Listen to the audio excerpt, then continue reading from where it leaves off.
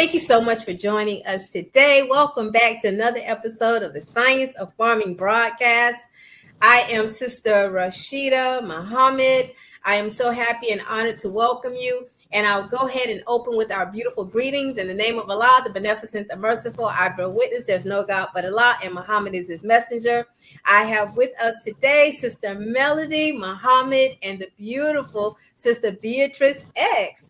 I am so happy to have both of you all here on the show today. And Sister Melody, I'm so excited because how blessed are we to be able to host this show on today, September 17th, which is the 39th anniversary of the More Than Vision-like experience of the Honorable Minister Louis Farrakhan. What a blessing indeed. And we will talk more about that at the end of the show. But Sister Melody, I'm going to let you get started so we can talk to our beautiful Sister Beatrice and see what she has going on. Yes, ma'am. So earlier, Sister Rashida asked me, how did I meet you, Sister Beatrice? So I told her that I was blessed to be welcome to the Bugs Conference in New York. And this was some years back.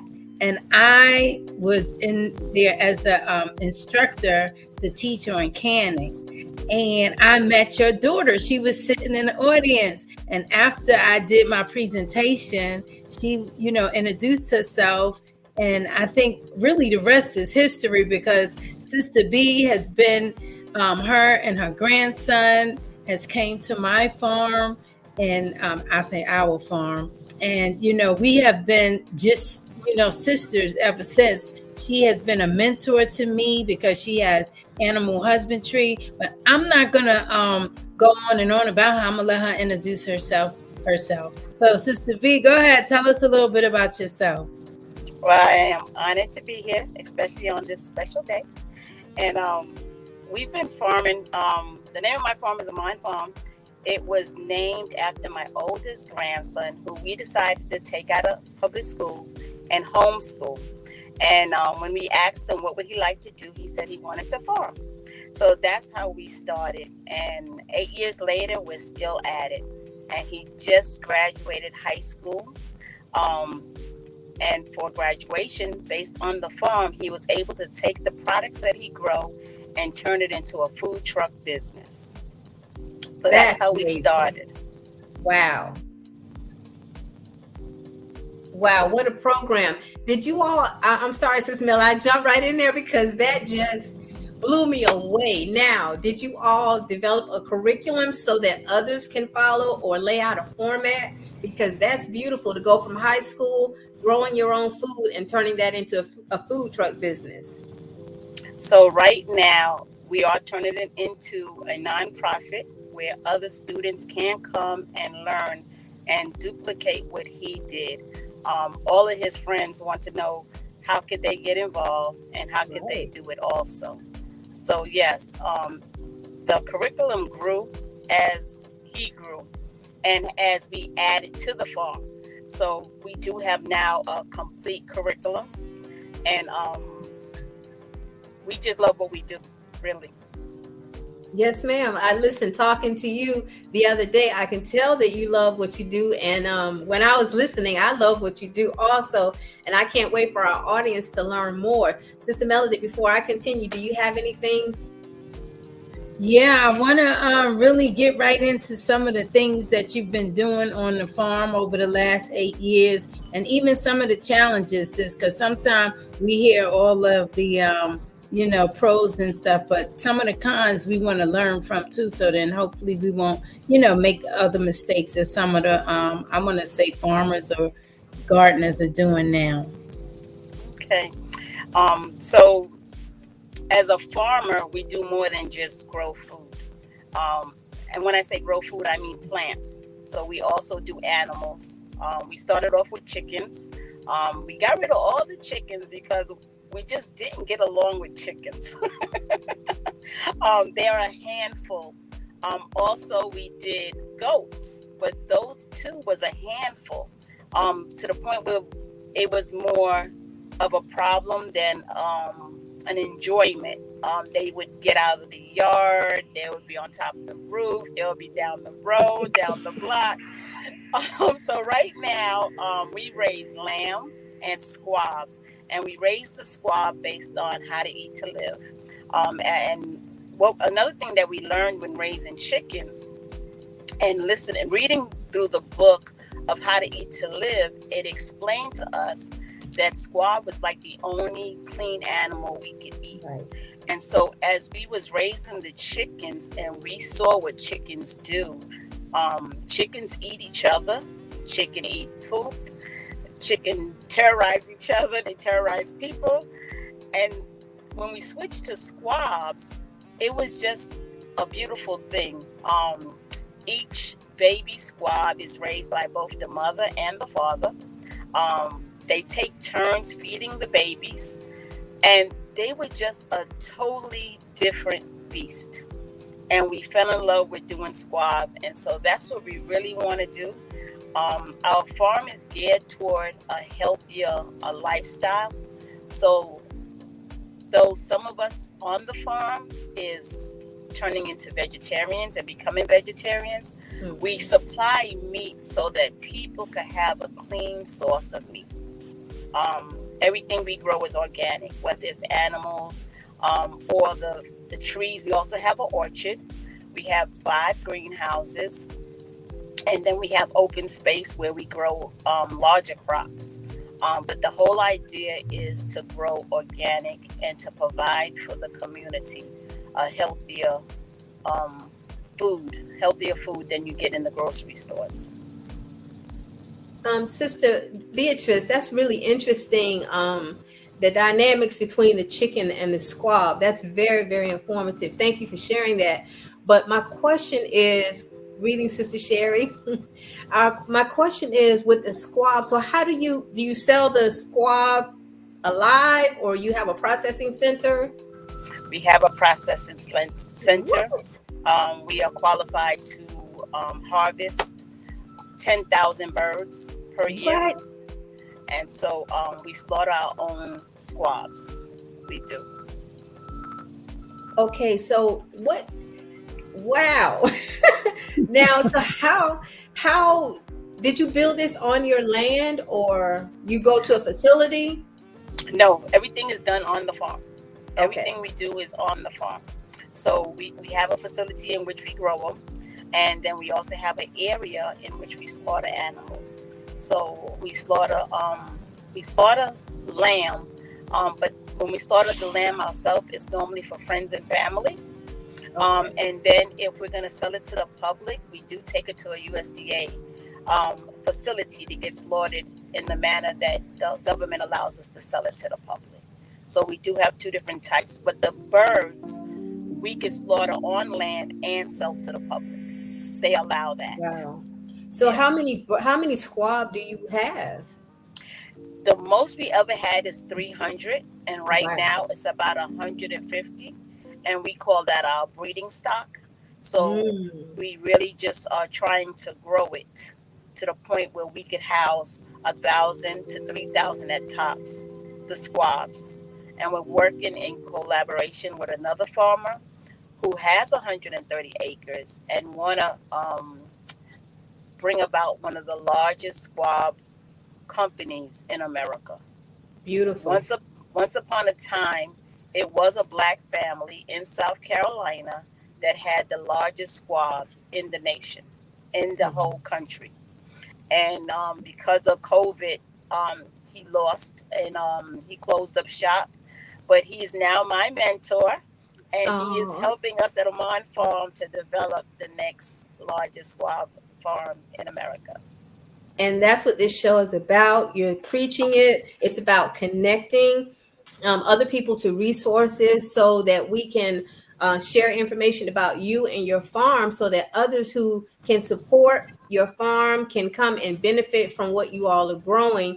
We want to connect, and we want to encourage others to grow and do exactly what you're doing. I mean, you are the model, and I'm so, it sounds crazy, but I'm so proud of you, Sister Beatrice. I'm really proud of you. You are definitely, look, you're going to be my mentor. And I know Sister Melody is already working with you, but definitely you're going to be my mentor.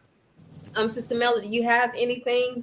Yeah, you sent these awesome pictures and photos. So can you talk about, the photos that you sent, and we can, put them up on the screen for people to see? Because I know when I visit your farm, of course, she had an awesome layout for us of real food. And then we also had some of her lamb and it was so tender and good. Of course, we had bean soup and everything else, but she's a great host. But yeah, she also gave us a lot of the not freeze dried vegetables. I still have Yes. them. You gave me some freeze dried asparagus and some other things. So can you talk a little bit about that and show us some of the photos that you're doing with that for Okay. preservatives? So we freeze dry. Nothing goes to waste. So Good. anything if we grow over and we have too much food, we freeze dry it or we dehydrate it. So nothing goes to waste. And if you freeze dry, it has a 25-year lifespan. And if you dehydrate it, you have a 4 to 5 year lifespan. So the good thing about that is that you don't have to rush and say, "Oh, what am I going to do? What am I going to do? It's going to waste. It's going to go to waste." No, nothing goes to waste. And if we do have fresh food that we're not able to dehydrate it, the sheeps just love it. They eat our Yeah. vegetables, they eat our tomatoes, they eat our apples, our pears, our everything. So nothing goes to waste on the farm, and that's important because when you put that type of work into making something, you don't want to see it go to waste. Right. And I want to take a quick moment, Sister Beatrice, to just tell our audience, if you all have any questions for Sister Beatrice or anyone on the panel, please go ahead and type your questions in the queue while we continue the conversation. And at a point in this in the podcast, we'll go ahead and tap into the questions. I know that Sister, I wanted to ask you about you mentioned an orchid because you have a farm that has so many different things going on. So talk to us about your orchard. So we have a half an acre orchard, and we have at least 35 trees and all different kinds of trees. So we plant all different kinds because if you plant the same tree and let's say it gets diseased, all the trees will die. So Mhm. what we do is we mix them up so that if there's a disease or an insect that likes one tree and it decimates one tree, it won't be able to dissipate the next tree because it doesn't like that tree. So if it likes Oh, apples, it likes apples. It's not going to bother the plums. Those that like the plums will not bother the apples. So we have a mixed fruit orchard, and we have plums, grapes, blueberries. We even have strawberries, pears, persimmons, figs, and we got a bunch more. I can't remember them all. We even have some banana trees, but they haven't fruited yet. So, yes, plant your trees because we have one tree, one pear tree that has put out this year alone 150 pears and is wow. still producing. That's just one tree. And one tree comes from one seed. Wow. So, another thing is when we first wanted to like play with it and see if we could actually grow something, we went to the grocery store and we had a lemon. And we got out of that lemon, I think about 6 seeds. And Hmm. you know how you have those hanging house plants in your house? We took the seeds and just stuck it in there. And surprisingly, they shot up. And we had 5 trees automatically. And then we took them out of there and we put them in its own plant. And those trees we still have today on the farm. We were able to plant them outside, and we have 5 lemon trees, and they produce lemons. And it's really, really that simple. We started with seeds that came straight out of the grocery store. We have avocado trees and mango trees and lemon trees from the fruit we actually brought in the grocery store. It's very, very simple. Just get started. You don't need a huge farm. Start in your kitchen, start on your balcony. Just put a seed in some soil and don't forget to water it. And you'll be surprised how fast it grows. We started, I think by year 3, we had fruits. We had Wow. fruits by year 3. And B, you on the truck. So, and Right. you do cross country trucking. So Yes, if ma'am. you can do that and find time to grow food and you cross country doing trucking as a female, then we all should be able to do it, right? Yes, You ma'am. see them I pictures have because I'm telling you, those pictures was really nice. I we know have we're babies growing. Babies are growing yes. on the farm. The And babies are growing. we're trying to get to those pictures, Sister Melody. Okay. But I wanted to go back to the trees, because what we want to do is encourage anyone who's listening to grow trees for sure. So when you say stagger, so you have a lemon tree, then you have an avocado tree, or and then another type of tree. Is that what you're saying? That's correct. So Okay. we have a plum, a peach, a pear, a banana, and you just keep mixing them up. You don't want them. Um, Maybe every fourth tree might be the same. Okay. I know Hmm. they Okay. said Um, too, you can't do one blueberry. So so you sometimes you gotta have pairs, or sometimes you have to have a female and a male. Right. correct.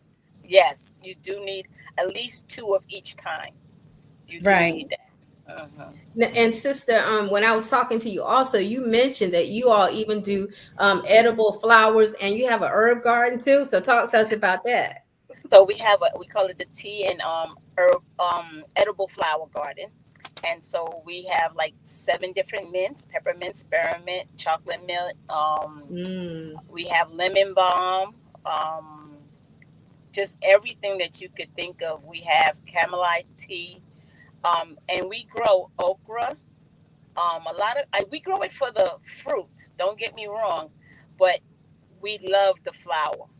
And the mm, flowers on fruit trees are just medicinal, mm-hmm. and they are packed with sometimes greater nutrition than the fruit itself. So, for example, we would take okra flour and freeze dry it. And so, when you make your bean soup and you put that freeze dried okra flour on top of your bean soup, you just came up. So, you have now a gorgeous plate of food with a greater nutrition value just because you added that flour. And when you eat it, it melts in your mouth like butter. It is just Wow. incredible to taste. And you could do that with marigolds. You could do it with quite a few things. There are edible flowers that you could just freeze dry and put in your salads. You don't even have, if you want to eat them fresh, you can, and you could put them in your salads. So yes, we grow edible flowers. Yes, ma'am. And I also remember you telling me about the persimmons. You were driving down the street and you saw some persimmons. You want to tell that story? Yes, man. Sometimes we get caught up like we don't have enough time to run to the store and buy Right. seeds, or we don't want to online it, and because we forget about it. We just forget about it. But you'll be surprised when you're driving down the road or you go to the grocery store. I came across a tree and they had some fresh persimmons. They were falling off the tree. And I grabbed about 40 of them. I just got me a grocery bag, a Walmart grocery bag, and I put all the fruit in there. And I ran home and I washed all the fruit and I took all the seeds out. So now I have about 200 seeds of Whoa. persimmons in which we're going to grow. Yes. Wow. It's that Wow. simple. Well, let It's me that ask you simple. this, because your farm is so diverse. How many people does it take to kind of keep this going? What like, and that's one question. And then number two is, what does your standard day look like on the farm? During high season, it's hectic. Yeah. It's sun up to sundown. It's not going to tell no story. And I would say for every acre, you need a person. So you have a Um, 1 acre farm, one person could do it. But when you get to an 8 acre farm or 10 acre farm, you literally need 10 people. And that's why we cut up the farm the way we did, so that we could bounce around from each section to each section. So we have a 1 acre farm just for the lamb. We have a quarter acre just for the squabs. We got a half an acre just for the orchard.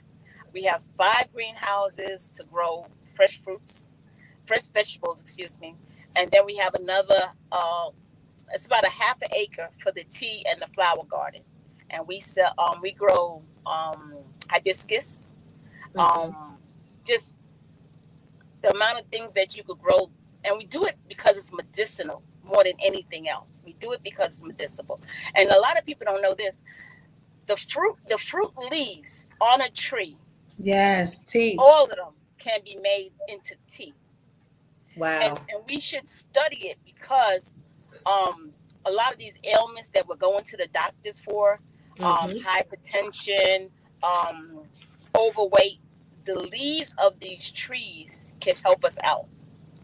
Mm-hmm. And we should, there's a couple of books that we should look, and right now we're still in the information age.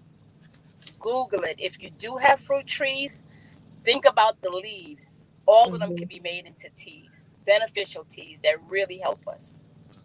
Yes, Yeah. ma'am, and you're absolutely right. And it's one of the reasons why we really started this program, this podcast, because we really wanted to push what the minister has always said, and that is to grow your own food. So we want to encourage each other to do it and show each other just how easy it is to do.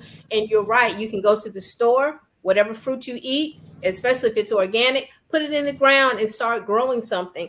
And even I was thinking, you know how you go to the store and you get the scallions and it still has the little root at the bottom? Yes. Put them in the ground. I was Yes. thinking today when I was growing up, I remember my dad was growing onions and it was sandy soil and he didn't even do anything to it. It just kept coming and coming and coming.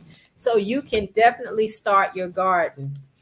It doesn't And we take do that much. with ginger too. We go to the grocery store and we get our Absolutely. ginger, especially with the little spouts out there, and we cut it up and we put it in the ground.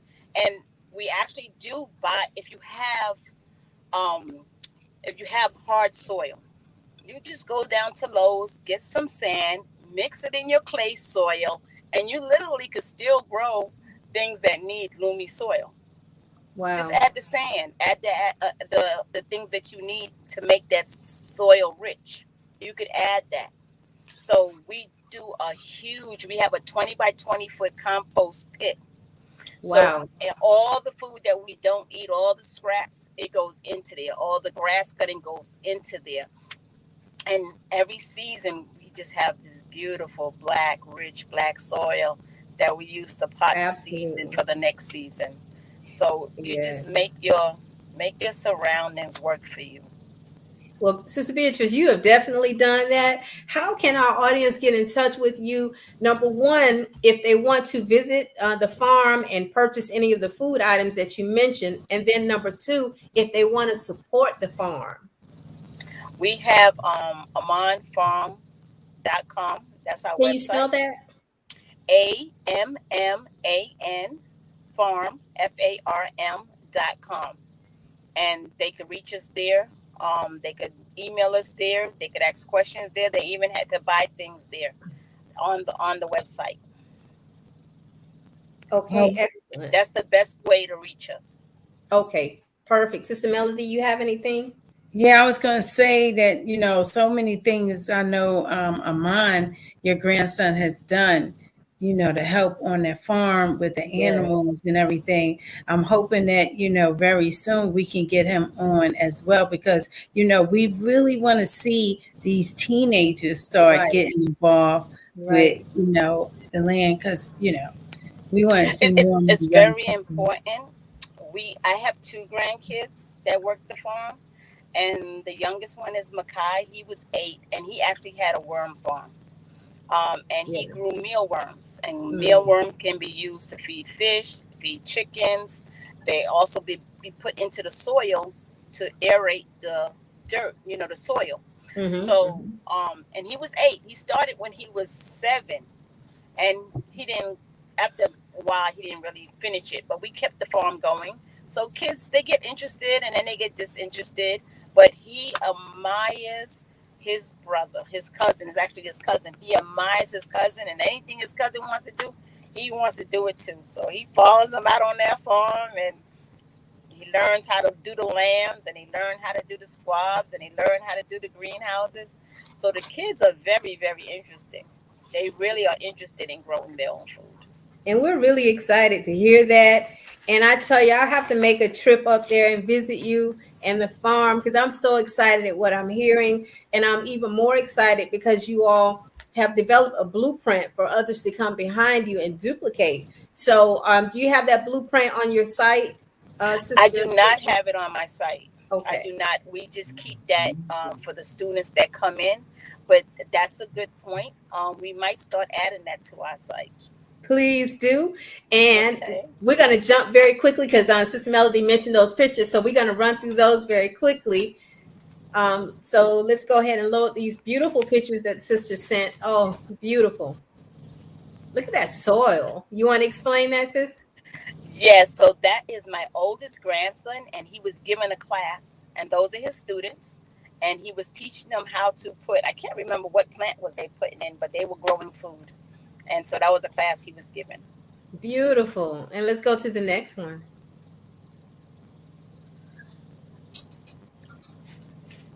That was the same class. He was teaching them how to cultivate the land. Right. And I was looking at that equipment. You definitely have to have land equipment to have to work through as much land as you all have.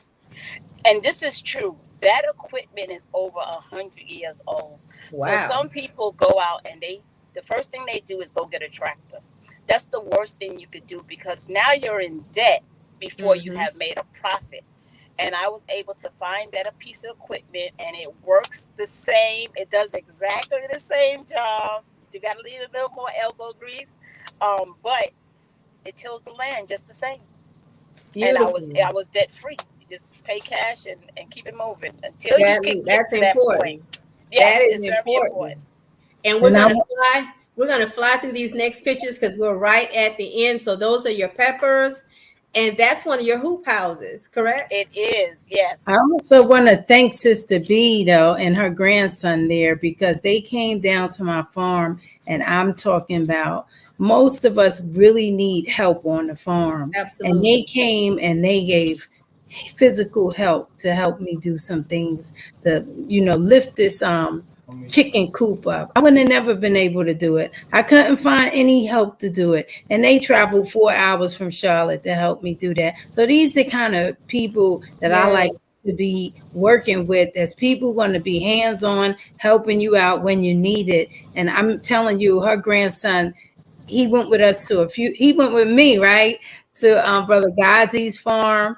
And I just love working with the young people and seeing them and us helping to motivate them to help us. Right. And again, that's Thank what this show you. is about, connecting and encouraging and definitely supporting each other. Now, what do we have here, Sister Beatrice? These are freeze dried apples that came off our Mm. apple trees. We freeze dried them and we put some cinnamon on it. And that's just one of the products we have on the farm. Yes, freeze dried That's, apples. and then who's this little gentleman playing in the pot there? That is my youngest grandson in training. And you can tell he's ready to become the next farmer. Okay, Gotta absolutely. start them early. Start them early, very, Yes. very early. Well, thank you so much for joining us, Sister Beatrice. We're so Yes. happy that you were able to participate. I don't think we have any questions in our queue. You were absolutely so. Oh, I'm getting a signal. We do have questions, so we're going to go ahead and take a couple of those questions very quickly. Um, but you've been so very thorough in your explanation of what's going on the farm. I love how you all have it divided into sections. I absolutely love that. And I'm looking forward to having you all return to the show, especially your grandson, too, so we can see some more of those pictures and encourage others that they don't have to. Because I remember talking to you and you were saying that you just started small. You all just started, and then each year you just kept growing and kept growing and kept growing. Yes. First day, just get 1 cup and 1 seed. Okay, that's all it takes to get started. And I tell you, one of the things Sister Melanie and I talk about is when you plant that seed and you see that little baby growing up. It's like having a little baby in your arms. You're like, oh my gosh, you get so excited seeing those babies come up. It's really, really a beautiful process that Allah has us able to witness. And son, are you able to bring up those questions? Here we go. Apologize for the mistypes. This is Sister Tasha McBride. Thank you for your question. Apologize for the mistype. Does the fruit carry the same nutritional value when you freeze dry it? Freeze dry has the highest nutritional value. It keeps 97% of the nutritional value over canning and dehydrating. Beautiful, beautiful. Thank you for your question, Sister Tasha. Our next question, Assalamu alaikum. What are the different ways to freeze dry your foods? I'm not sure. I don't know if she's referring to dehydration versus freeze dry. I'm not sure about that question. Okay, yes, because you can use a dehydrator as opposed to freeze drying it. And I Yes, also just found out you can use your air fryer to freeze dry too. Yeah, we just learned about that. Absolutely. Okay. Absolutely. Well, we thank you all so very much for your questions. And again, Sister Beatrice, we thank you so much. And I'm like, Sister Melody, yeah, you're driving all cross country and still got your farm going. So I don't want to hear nothing from nobody that they cannot grow while they're sitting still when you're growing, while you're moving all about. So, You can do it. Yes, ma'am. We do thank you all for participating in our show. We thank you so much.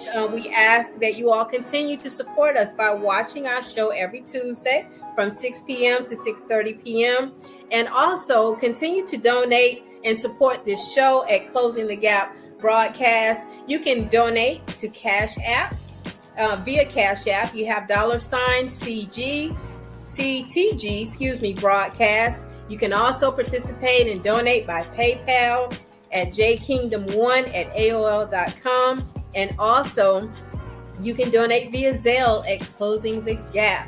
And we do encourage each and every one of you to go ahead and donate so we think we can keep our own broadcast going. This is amazing that we can have shows like this and share with each other like this. I thank you all so much. I do want to add very quickly for those who, again, today is a very special day, September 17th. It is the 39th anniversary of the Honorable Minister Louis Farrakhan More Than a Vision-Like Experience. So if you have not watched that announcement that he made years ago, you can go to Nation of Islam. You're going to click on those three dots. When you click on the three dots, you'll see webcast. Click on live webcast.